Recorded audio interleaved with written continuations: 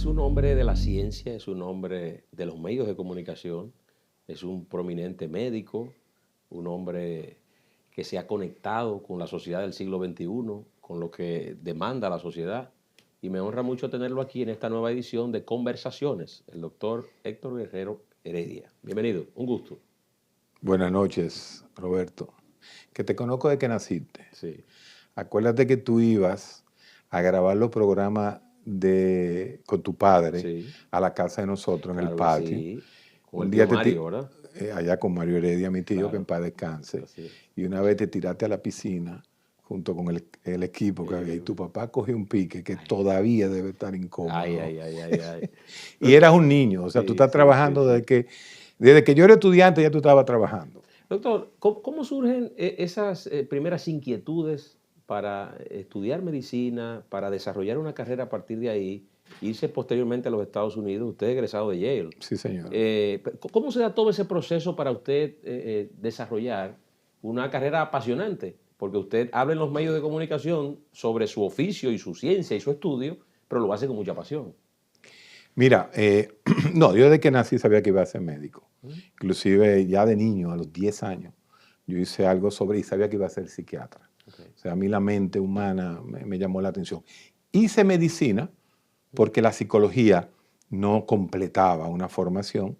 Me hice médico, me fui a Estados Unidos, hice 2 años de medicina interna y luego paso a la Universidad de Yale, donde me graduó de psiquiatra. De psiquiatra. Pero siempre sabía que iba a ser médico, eso desde siempre. Con respecto a la comunicación, yo estudié medicina trabajando en la radio, en la Super Rock, no sé si tú te acuerdas, era la primera emisora con computadoras. Entonces yo agarraba y planeaba la música de 8 de la mañana, de 8 de la noche a 3 de la mañana. Trabajaba yo todos los días. No me digas. Yo era que decía 106.5 FM, Super Rock, the best sound in Santo Domingo, HIRO, oldies but goodies. O sea, yo siempre fui de jockey con Juan Basanta. Okay. De jockey muchísimo. Al lado de mí, eso era en la cadena Vera Peña, que estaba la Super Rock. ¿Con quién yo amanecía? Con Jochi Santo. No me digas. Que trabajaba en la emisora La Reina, creo que era. No recuerdo ahora. No, Radio Recuerdos. Radio Recuerdos. Y él ponía música, ya tú sabes, de amarga ahí. Y ahí, pues hasta las 3 de la mañana. ¿Qué pasa? Como era por computadora, yo no tenía que ser DJ. Yo la programaba 2 horas y estudiaba 2 horas. Y ahí lo hacía. Bueno, y ahí estudié medicina hasta las 3 de la mañana, hasta que me gradué. Y a partir de ahí entonces, doctor, se fue fuera del país. Tuve aquí un par de años. La política en ese momento. Que yo voy para allá. Sí, yo sé que tú vas para allá. La política me paró en el año 96, porque como soy un hijo de doña Milagro Ortiz Bosch, yo era que me encargaba de estar con ella todo el tiempo, porque su hijo Juan nunca se metió en política. Entonces, en vez de irme en el 96, pasé los exámenes y me fui en final del 97. Okay. Regresando ya en el 2002. Bien, pero doctor, tiene eso, pero en el seno de su familia, su padre era un hombre también de grandes convicciones democráticas y de grandes convicciones políticas. Él era comunista en el fondo, pero no lo aplicó nunca. Bueno, pero... Nada más con nosotros lo aplicó. Bueno, pero ¿cómo sintió usted el desarrollo de la política y la dinámica política en su hogar, en el seno de la familia? Mira, yo fui petigre. Los petigres fueron el grupo de niños que creó Juan Bosch cuando fundó el PLD. Los cumpleaños de Juan Bosch se hacían en esa misma casa donde tú filmabas. Okay. Ahí se hacían los cumpleaños de Juan Bosch. O sea, yo crecí Bosch como padrino mío. Okay. Hasta que mi padre sale del PLD en el 78, cuando el famoso problemazo que se armó con Guzmán, y se va con Tonito Abreu, que después regresa al PLD, pero forman la Unidad Democrática. Sí. Y de ahí pasa al gobierno de Jorge Blanco. O sea, yo estaba en política desde niño. Mi madre en el gobierno de Jorge Blanco era la directora de Bellas Artes y mi padre el director de Radio Televisión Dominicana. Sí. O sea, que siempre he estado entre la arte, la farándula, la comunicación. Y de ahí en adelante, pues... Pero ¿cómo eran esas conversaciones? Esas conversaciones en finales de los años 70, ya usted estaba bastante crecidito. Mi padre me daba mi semanal. Un buen semanal, más que a todo el mundo. No teniendo más dinero que muchos de mis compañeros del colegio, si me leía los clásicos. Yo toda la semana tenía que leerme un libro y discutirlo con mi papá. La sobremesa en mi casa eran nada más de cultura. Imagínate tú, Carmen Heredia, Mario Heredia y Boco Guerrero, Claro. hablando de todo tipo, política, arte, música, oíamos música clásica. Mi mamá le daba a mi hermano cuando quitaba a Pavarotti y quería poner algo de otra cosa, le daba su manoplazo. Sí. O sea, yo crecí en un ambiente completamente de cultura, completamente de ciencias y de política. O sea, ahijado de Juan Bosch. Una vez le dije a Juan Bosch, nos mandó a leer a nosotros el libro, fue La Mañosa, no fue La Mañosa, fue otro, fue un cuento, uno de sus cuentos de él. Y entonces yo me lo leí rapidísimo. Y voy con mi papá al PLD y le digo, profesor, ya yo me leí el libro. Ya yo me lo sé mejor que usted. Pregúnteme lo que usted quiera. Ay, ay, ay. Imagínate tú, mira muchacho. Ay, ay, ay, ay, ay. Doctor, yo sé que usted estuvo de manera muy activa en el proceso que condujo al PRM y a Luis Abinader al poder en el año 2020. Habiendo agotado el Partido de la Liberación Dominicana 4 gobiernos consecutivos constitucionales, era un periodo bastante extenso de ejercicio del poder. La configuración de la oposición, bueno, tomó tiempo en la salida, la formación del PRM, que acaba de cumplir 10 años, está cumpliéndolo, celebrándolo en estos días. Y en efecto, llevar al partido al gobierno tuvo que someterse, ¿no?, al concurso de mucha gente, de muchas voluntades, sumarlas. Usted tuvo un rol importante, sobre todo en el área médica, prominentes médicos que hoy forman parte también de la estructura política y del gobierno, formaron parte muy activa de esa campaña. El doctor Mario Lama, Víctor Atala, en el caso suyo, en fin. Esa experiencia. El doctor Silva. El doctor Silva también. Salió senador. Que salió senador en la Romana. Todos esos detalles, doctor, que pueda compartir con nosotros y esa experiencia de contribuir a un cambio en el estilo y en el modelo de ejercer la política en la República Dominicana. Mira, obviamente yo soy hijo de 2 PRDistas toda la vida, inclusive más que el propio Mario Lama, más que Iván Silva, más que el doctor Ramírez, que también tomó una posición. Un mucho más fuerte. Claro. Sin embargo, yo siempre fui apolítico. Yo no quise absolutamente nada, solamente esa vez en el 96 que participé con Milagro porque era mi tía. Andaba al lado de ella, al lado de Peñagón. Y sigue siendo su tía. Y sigue siendo mi tía, querida. Claro que sí. Juan no es mi primo, pero Milagro sigue siendo mi tía. Mira, el proceso del 20, y yo voy a escribir sobre eso, pero no voy a escribir por ahora. Yo voy a esperar inclusive que hayan cambios.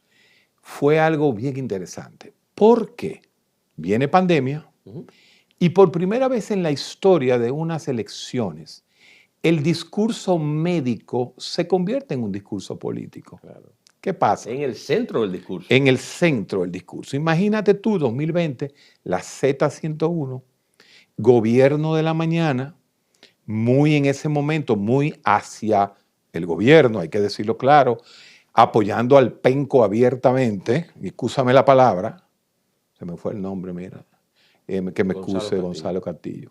Terminaba el gobierno de la mañana, venía la receta médica de la Z. Mario Lama tenía un discurso completamente frontal político. Yo tenía el discurso científico sobre el COVID. ¿Qué pasa?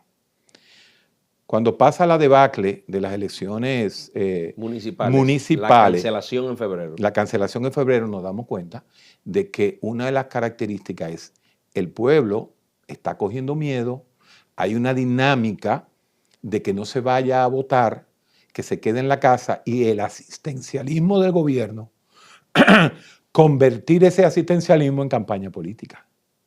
No se puede salir a votar, nosotros te vamos a llevar el penco pan, el penco salami, te vamos a llevar eso. Y ustedes vieron, porque tú sí estabas en ese momento, cómo iba subiendo.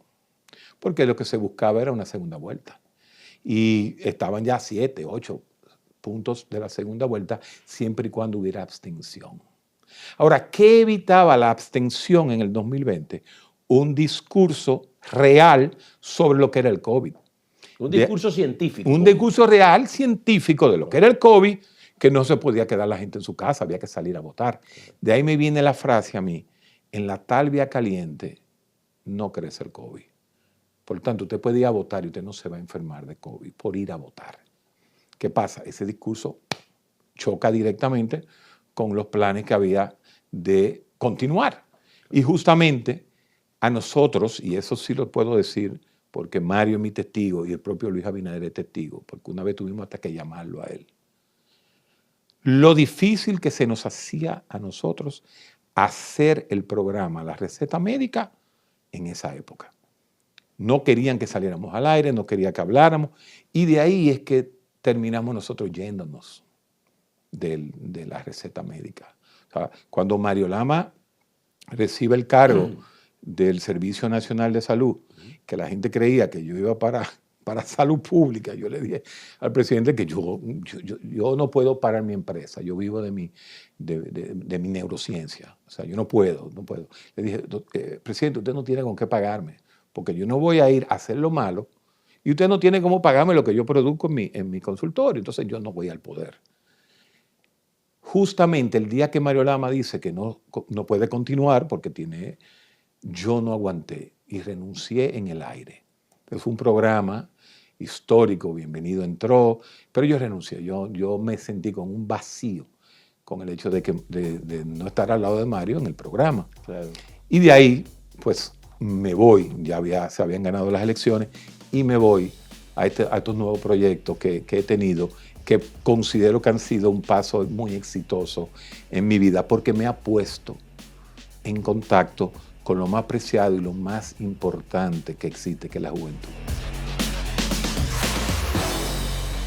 Doctor, usted hace referencia de la pandemia y yo quisiera detenernos ahí para hablar esencialmente de cómo psicológicamente, desde el punto de vista psiquiátrico, la pandemia generó un impacto y una variable a considerar importante en la dinámica ordinaria de los seres humanos. ¿Cuál fue ese análisis y posterior resultado que dieron ustedes como estudiosos y científicos de ese comportamiento propio de una pandemia, sí, pero que no lo habíamos vivido en más de 100 años? Mira, en el año 2020 lo publiqué en España, Dios le dio la vuelta al mundo, el primer estudio sobre COVID salud mental. Fueron nuestros. Ahí están, nada más hay que abrir psiquiatría.com y ahí están nuestros estudios, donde nosotros decíamos qué había producido la pandemia. Resulta que en ese mismo momento salió un mega estudio en los Estados Unidos y los resultados fueron idénticos. La ansiedad subió, bajó el alcohol en República Dominicana, pero subió el consumo de drogas. Wow. Y la gente dice, no, imposible, todo el mundo estaba bebiendo muchísimo. Lo único que se hizo en pandemia fue beber. No. Y lo decían los marcadores hasta la cervecería. Señores, cerraron los colmadones. Claro. No había colmadones. Entonces la gente se tenía que ir a beber a la casa. Claro. Un hombre no se bebe las 7 cervezas que se beben en el colmadón en la casa con la mujer fuñendo. No. Entonces, realmente bajó el alcoholismo, subió la marihuana, el delivery de marihuana en los jóvenes, subió el consumo de marihuana, subió el consumo de cocaína. Por eso mismo. Y realmente se quedó una ansiedad, una fobia social muy fuerte por mucho tiempo. Yo creo que eso ya se ha diluido. El 2021, como nosotros recuperamos tan rápido en el Caribe, porque la realidad real es que el Caribe, el COVID, no hizo nada. Si usted calcula 5.000 muertes en República Dominicana en 4 años. Es poco eso en comparación. Eso en comparación. Es que el COVID es un virus del frío. Entonces nosotros nos recuperamos rápido y gracias a todo lo que se hizo y cómo se reactivó el turismo y el país, realmente no hubo esa catástrofe epidemiológica de salud mental como sí lo hubo en Europa, como sí lo hubo en Estados Unidos. Y no vamos a hablar de esa sociedad cerrada que es la China. Y yo recuerdo ese famoso debate de Slavoj Žižek y Byung-Chul Han, esos dos filósofos postmodernos que son los que están de moda ahora, donde se decía, Zizek decía claramente, no, es que los chinos van a pasar rápido el trauma. Mentira. Ellos pasaban el trauma rápido porque era una sociedad cerrada y se hacía lo que decía el Estado. Claro. Pero realmente, fíjate que los chinos cada 3 meses cierran el país. Por un virus, por algo. Hace unos meses lo volvieron a cerrar ahora. Partido único. Entonces, realmente ha habido un aumento de todo lo que tiene que ver con trastornos de ansiedad en la República Dominicana. Doctor, ¿cómo combatir una sociedad hiperconectada, una sociedad como esta, del siglo XXI, con tantos elementos y esa disrupción tecnológica que ha transformado la vida de la gente? ¿Cómo manejar la ansiedad? ¿Cómo manejar el estrés en un contexto tan complejo como la sociedad de hoy día? Cada día se va más al psiquiatra y más los jóvenes. O sea, si hemos hecho un trabajo en 20 años en la comunicación nacional es demitificar la ida al psiquiatra. Ujú. Eso, la gente está yendo mal al psiquiatra. ¿Por qué había resistencia? Y perdóname que le interrumpa. El brujo, todavía parte de nosotros somos brujos. La enfermedad mental, que es una enfermedad del cerebro, todavía la ven como una debilidad, como algo, era difícil. Ya no, ya tú vas a mi consultorio y tú te encuentras un senador, un ministro hablando con un compañero de otro partido. O sea, ya la gente está yendo al psiquiatra normalmente. Nosotros hemos potabilizado la realidad. Pero la ansiedad, eh, ¿qué yo te digo? La ansiedad es necesaria. Sí, hay una pequeña ansiedad que es necesaria. ¿Por qué? Lo- Porque hay una campana de gozo donde te dice, si yo te presiono un poco, tú das más. Pero llega un momento donde presiono tanto que pierdo el performance, o sea, Claro. Ujú. bajo ese nivel. Y la ansiedad provoca eso. Si nosotros no hubiésemos sido ansiosos, no hubiésemos salido de la caverna. Si nosotros no hubiésemos creado ese estrés en nuestro cerebro, no nos hubiéramos profundizado las circunvoluciones cerebrales y no tuviéramos la inteligencia que Ok. tenemos.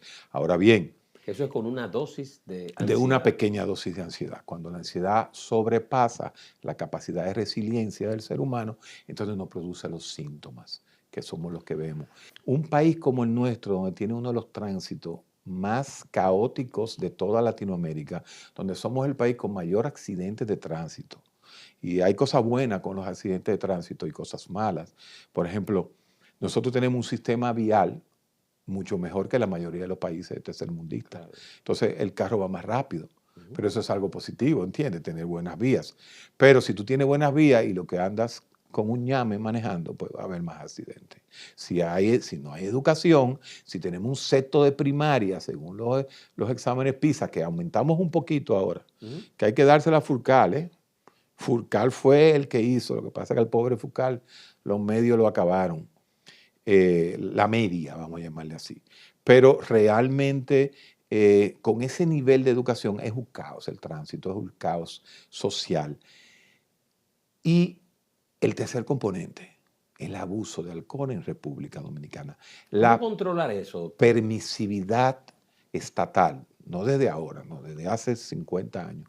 O sea, este es el único país del mundo, y se lo he dicho a Luis, este es el único país del mundo donde le venden cerveza por un drive-thru a un chofer. O sea, ¿en qué país del mundo te venden cerveza? En la carretera. Entonces, ese tipo de situación, esa convivencia, poca educación, desarrollo vial y alcohol, somos el primero. Las grandes ligas no permiten que sus prospectos manejen en República Dominicana, porque se han matado muchísimo, Sí, es muchísimo. verdad. Entonces, la ansiedad el dominicano la equilibra con la bebida. El alcohol es el principal automedicación de la ansiedad. Tenemos un pueblo ansioso. Cuando digo ansiedad, hay que poner un apellido. Hay diferentes tipos de ansiedad, pero en general, la ansiedad solamente se controla con tranquilidad. Y tú dices, ajá, y entonces no hay tranquilidad. No, no hay tranquilidad, pero el dominicano tiene la capacidad de resiliencia muy alta. ¿Qué significa eso? Que aunque estemos ansiosos, seguimos para adelante, seguimos adelante. No es como el norteamericano que desde que siente un poco de ansiedad, acude a un psicólogo, acude a un psiquiatra, busca más ayuda. Aunque aquí se está logrando, pero nosotros tenemos una tolerancia a la ansiedad mucho mayor que en cualquier parte de este hemisferio, por lo menos. Doctor, siempre he escuchado a especialistas que hablan de las relaciones de pareja, de que existe en la sociedad actual un aumento muy significativo en las infidelidades de parte de la mujer, que históricamente ha estado con el hombre y que ahora hay un componente que se dirige hacia la mujer. Desde el punto de vista psiquiátrico, ¿eso obedece Sí. verdaderamente a un comportamiento, a un cambio de la sociedad? ¿Cómo enfrentar una situación como esa en un contexto como el que La vivimos? infidelidad femenina es muy simple y es un factor sociológico, también positivo. No estamos diciendo que la mujer infiel es positivo eso, pero realmente el 80% de las infidelidades ocurre en el lugar de trabajo. La mujer en los últimos 40 años está trabajando casi igual que el hombre.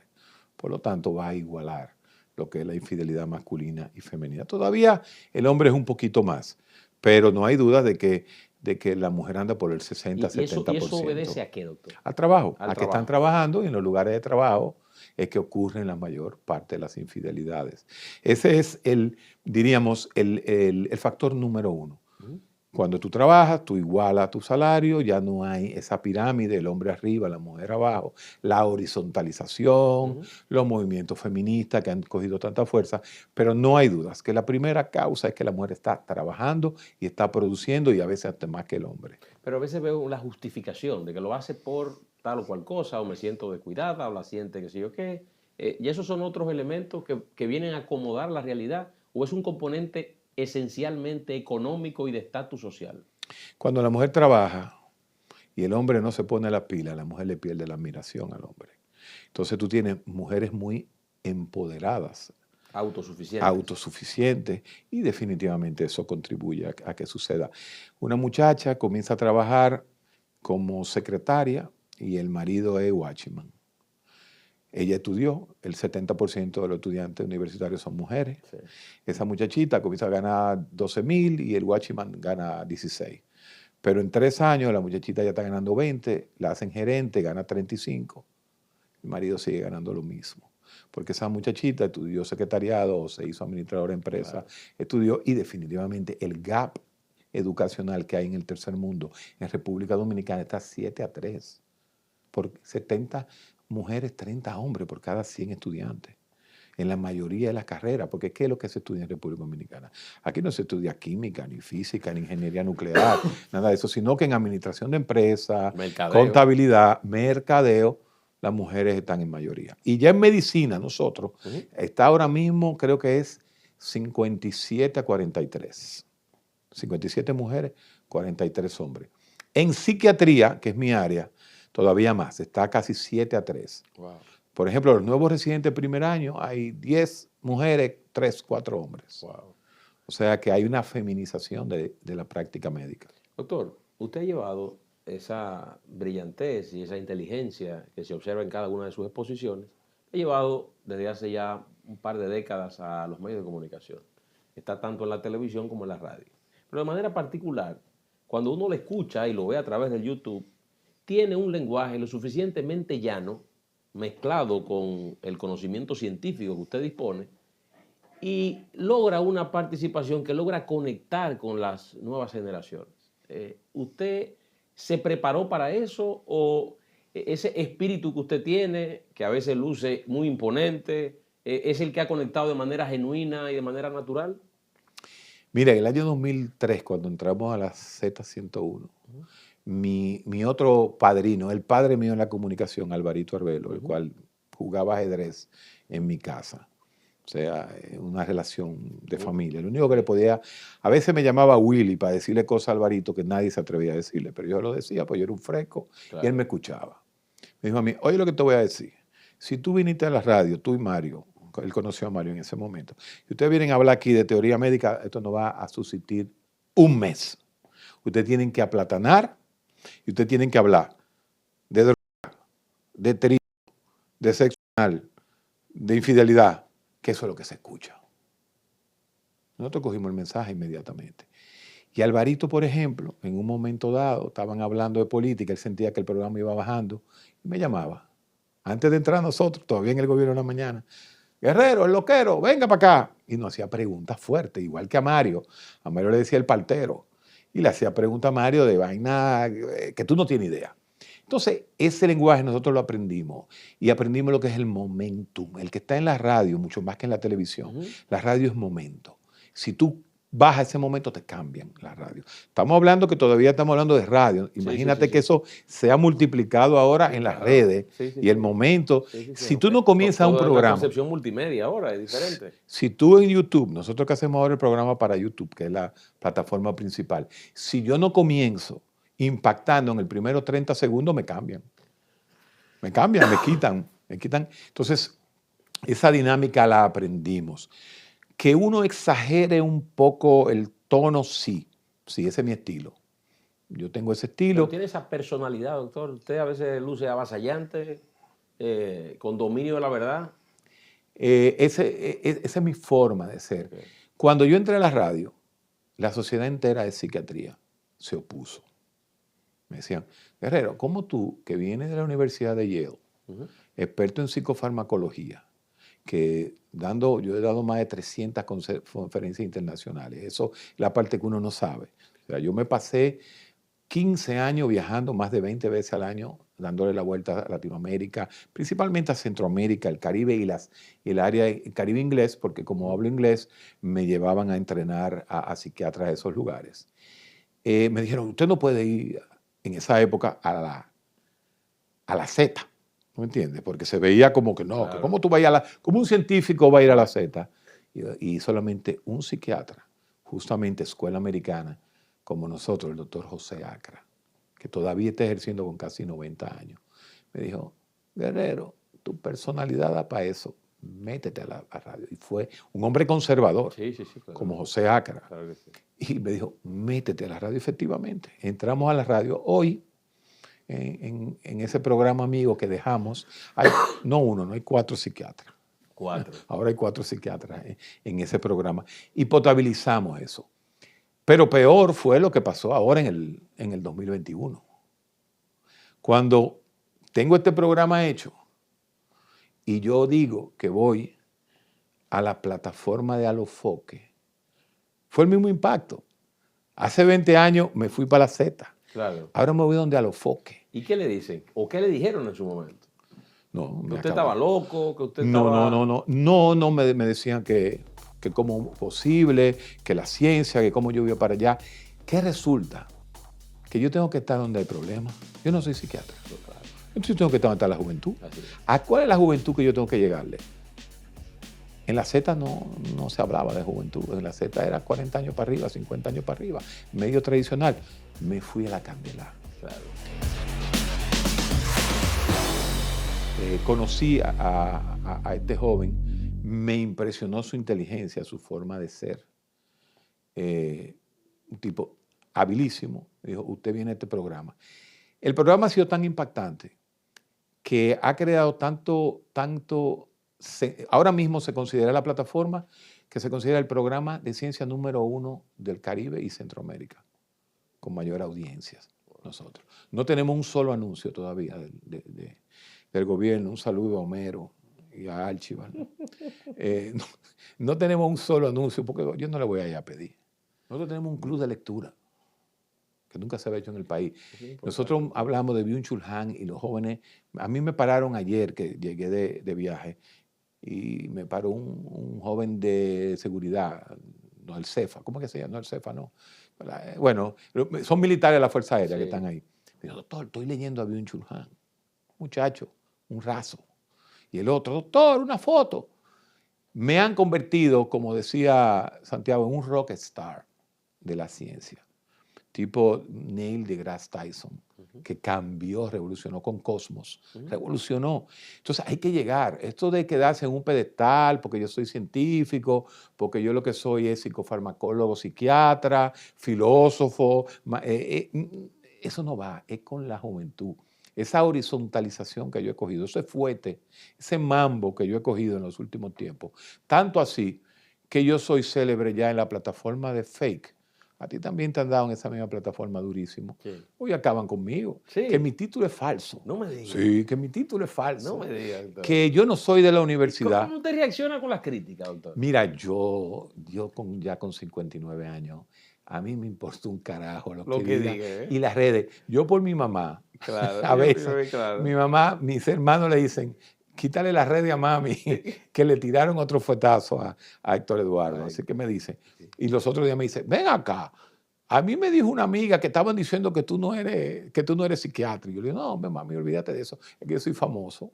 Entonces, me he expuesto a un nivel tal que yo mismo no lo entendía. ¿Y cómo equilibrar eso? Ser una figura de los medios y ser un científico como es usted, prestando un servicio de salud tan valioso. ¿Cómo equilibrar la vida alrededor de esos temas que, aunque confluyen por lo que usted trata, son dos mundos distintos, la comunicación y la medicina. La red mágica y más psiquiatría. Claro.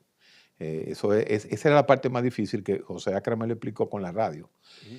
Mira, yo nada más trabajo 3 días a la semana en la comunicación y grabo Panorama Semanal con los jóvenes Domingo Páez y Ricardo Nieves en el Canal 9, que es el programa de número 1, del 9 los domingos. Excúsame, Guillermo, pero es así. Guillermo Gómez, que está después, antes de que nosotros. Yo nada más tengo 3 horas. Yo voy lunes, martes y miércoles al recetario del doctor Guerrero Heredia. ¿Qué pasa? Las redes multiplican eso por 1.000.000. O sea, la capacidad de meme, la capacidad de cosas, de contenido que se saca de ahí. Ahora, yo salgo de ahí, que me queda a 100 metros el edificio, y yo entro a mi oficio. Yo lo único que hago es trabajar en la psiquiatría. O sea, yo cambio inmediatamente. Inclusive los muchachos nosotros ahora en este diciembre vimos más de 70 pacientes jóvenes de Estados Unidos que vinieron por los programas de déficit de atención que nosotros estamos haciendo. Tenemos una clínica de déficit de atención. Y tú los notas que ellos llegan, conocen al personaje, pero cuando se sientan así ya tú sabes. Pero es bajo la influencia del YouTube y lo que usted dice ahí. Definitivamente los programas que hemos hecho de YouTube con más de 250.000 views, los de déficit de atención, han atraído a jóvenes que no entendían cuál era su problema. El déficit de atención en República Dominicana, el 7 al 8% de los jóvenes lo tienen. Entonces estamos hablando de 80, 90, 100.000 jóvenes sin tratar el déficit de atención. Y que después que se hacen adultos, que entran posiblemente a la universidad, es que por primera vez se dan cuenta que tienen el déficit de atención. Y la razón es muy simple. En Estados Unidos, a ese joven lo hubiesen diagnosticado a los 7 años en el colegio. Pero la educación es tan mala en República Dominicana que hasta un retardado mental se puede graduar de bachiller. Doctor, el tema del autismo ha estado muy en boga su discusión a nivel de los medios de comunicación. ¿Cómo ustedes acompañar a una familia donde hay alguno o varios de sus miembros con esta condición? Mira, el autismo hay que verlo de esta manera. La neurodivergencia. ¿Qué es la neurodivergencia? El cerebro humano comenzó a evolucionar de la época del fuego. Después evolucionó con la sedentarización del hombre, con la agricultura. Pero ese cerebro se fue evolucionando de manera paulatina. Para el hombre sacarle filo a un hacha, cuando el hombre daba con el puño, descubrió que con una piedra daba más duro. Pero de la piedra a sacarle filo a la piedra duraron 400.000 años. Fíjate el cerebro, no había forma de que le sacáramos filo. Pero después que le sacamos filo, ¿verdad? Le pusimos un palo y descubrimos el hacha. Y después del hacha descubrimos el fuego y le poníamos fuego. Entonces, la evolución del cerebro humano siempre ha sido por una necesidad. Sin embargo, en los últimos 50 años, se llama el fenómeno de De Morget y el efecto Flynn. ¿Qué significa? La tecnología ha estimulado áreas del cerebro que antes no se estimulaban. Y entonces el cerebro está evolucionando, pero ya no por una necesidad física natural, sino por una tecnología. El cerebro se está convirtiendo ahora en un cerebro tecnológico. ¿Y qué es un cerebro tecnológico? Un cerebro que es capaz de ver algoritmos, de ver patrones matemáticos, aunque no sepamos matemática, pero son patrones de redes. Ya el cerebro no puede ver un texto de más de 3 líneas. Tú tengas un grupo de chat y tú le pones algo a un amigo y dices, no, resúmeme esa vaina, mándamelo en resumen. Tú lo sabes, el meme acá. Pero el meme ha embrutecido, sí, ha embrutecido al ser humano, así se llama el efecto de Morget, generación de idiotas. De Morget es un famoso neuropsicólogo francés que ha demostrado que el efecto Flynn natural del ser humano, el efecto Flynn decía que desde el 1900 hasta el 2010, cada década, los jóvenes eran más inteligentes, más inteligentes, más inteligentes. Por el advenimiento de toda la tecnología que hubo en el siglo XX. Claro.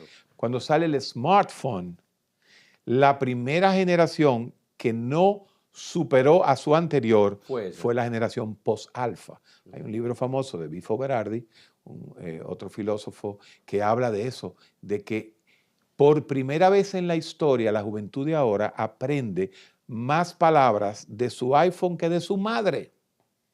Entonces, ¿qué ha pasado? ¿Nos vamos a poner más brutos? No, el cerebro está cambiando. Entonces, ¿por qué está cambiando el cerebro?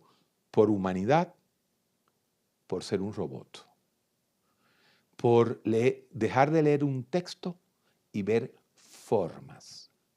El fondo ya no importa, lo que importa son las formas. Entonces, ese cerebro se llama cerebro neurodivergente.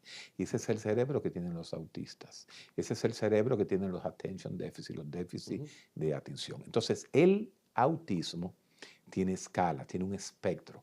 El autismo que tú conoces principalmente, que todo el mundo le llama la atención, que sigue en adultez, porque la gente cree que nada más son los niños. No, esos niños ya son adultos autistas. Es el autismo de bajo funcionamiento. Pero existe, y es la gran epidemia del mundo, el autismo de alto funcionamiento. ¿Quién es el autismo de alto funcionamiento? Elon Musk. En Silicon Valley, posiblemente el 30% de los científicos son autistas de alto funcionamiento, lo que se conoce como Asperger. Entonces son jóvenes que tienen mucha deficiencia en la interacción social, pero son unos genios en el área de la computadora y las matemáticas. ¿Por qué? Porque su cerebro está cambiando, ya no le importa mucho la empatía social, lo que le importa es la producción en el área tecnológica. Y posiblemente de aquí a 50 años, la mayoría de los grandes científicos del mundo sean Asperger, sean autismos de ambos funcionamientos. Eso a expensas de ¿qué? De la humanidad. Los humanos son gente menos empática, son gente que tú lo oyes hablando, tienen el mismo tono de voz, no expresan muchas emociones. No significa que no te quieran, ni que sientan, pero definitivamente está habiendo un cambio en ese cerebro. ¿Quién? Doctor Spock.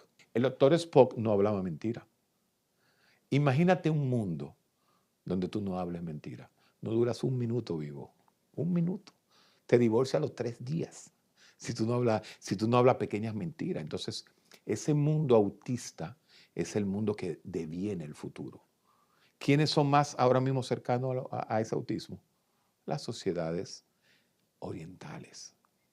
Otro famoso, François Lyotard y el propio Zygmunt Bauman ya estaban prediciendo, el propio McLuhan lo dijo, la desoccidentalización del mundo.